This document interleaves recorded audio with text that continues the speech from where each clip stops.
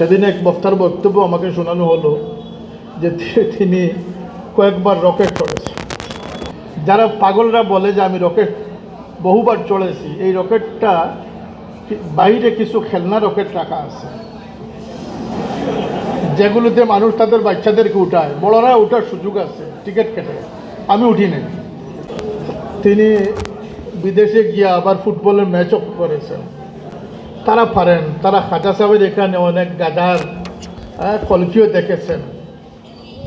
এই সময় তালামজি ইসলামিয়ার যারা আজকে উপস্থিত হয়েছেন, আপনারা ভাবতেছেন গতানুগতিক অন্যান্য সংগঠনের নেতারা কিছু বলিয়া উড়িয়ে কিছু স্লোগান দিয়ে আপনাদেরকে আবেগপ্রবণ করে দিবেন, আর আপনারা কলুর বলদের মতো এই সংগঠনে কাটতে থাকবেন।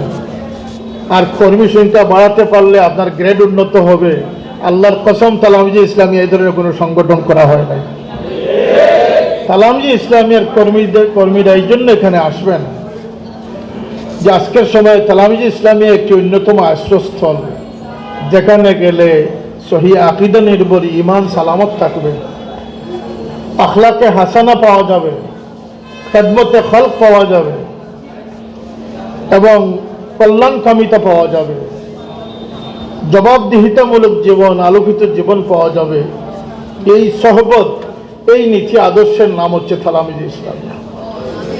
তালামজি ইসলামিয়া সম্পর্কে আমি কোনো আহামরি বক্তব্য দিলে এখানে চলবে না। অনেক আছেন যারা আন্তর্জাতিক পর্যায়ে অনেক মিথ্যার আশ্রয় নেন।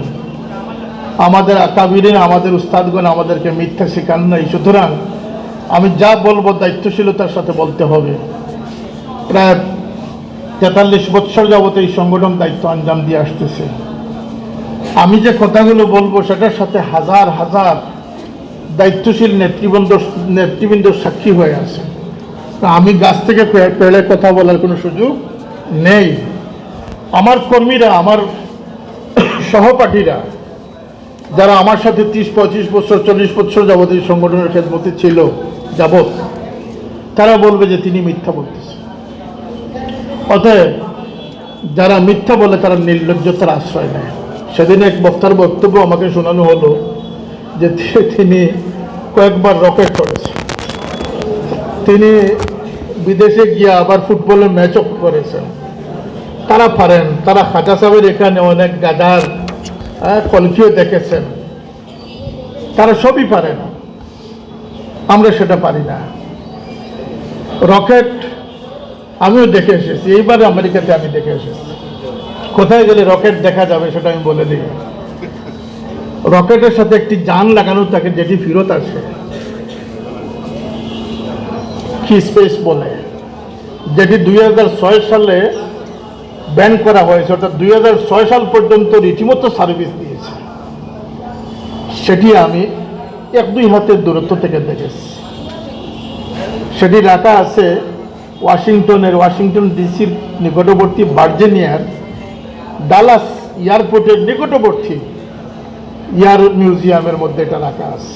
তো তাই বলে যে আমি বলবো যে আমি রকেট চলে এসেছি। হ্যাঁ, যারা পাগলরা বলে যে আমি রকেট বহুবার চড়েছি, এই রকেটটা বাইরে কিছু খেলনা রকেট রাখা আছে যেগুলোতে মানুষ তাদের বাচ্চাদেরকে উঠায়, বড়রা ওঠার সুযোগ আছে টিকিট কেটে। আমি উঠি নাই। বা রকেট জাতীয় কিছু রাইডগুলো আছে যেখানে গেলে রকেটের একটা অনুমতি পাওয়া যায়, বা হেলিকপ্টার আছে। এই ধরনের হয়তো কিছু একটা চলে এসে তিনি বলতেছে যে আমি রকেট চলে এসেছি। এই যে নির্লজ্জতা, এটা আমাদের একটি শিক্ষণীয় বিষয় আজকের দিনে। এটা আমার একটা উপপাদ্য বিষয়। আজকের দিনে শিক্ষানীতির মাধ্যমে, বিদেশি আগ্রাসনের মাধ্যমে, সাংস্কৃতিক আগ্রাসনের মাধ্যমে, স্যাটেলাইট টিভি কুকীর্তির মাধ্যমে আমাদের বাচ্চাদের মগজ যতটুকু না নষ্ট করা হচ্ছে, এই সমস্ত ইসলাম নামদারি তথাকথিত আন্তর্জাতিক দুনিয়াদার পেশাদার বক্তাদের মাধ্যমে ইসলাম তার চেয়ে বেশি ক্ষতি করছে। এবং টিকটক থেকে নিয়ে শুরু করে হেন কোনো কর্ম নাই যেখানে টুপি পাঞ্জাবি পরা মানুষের অবস্থান নেই। মসজিদের ইমাম সাহেবদের মতো মানুষ, এটা একমাত্র হচ্ছে সহবতের অভাব, সমুজের অভাব। তাই তালামজি ইসলামিয়ার মূল মন্ত্র হবে নেক সহবত। কথা বলে নেক সহবত।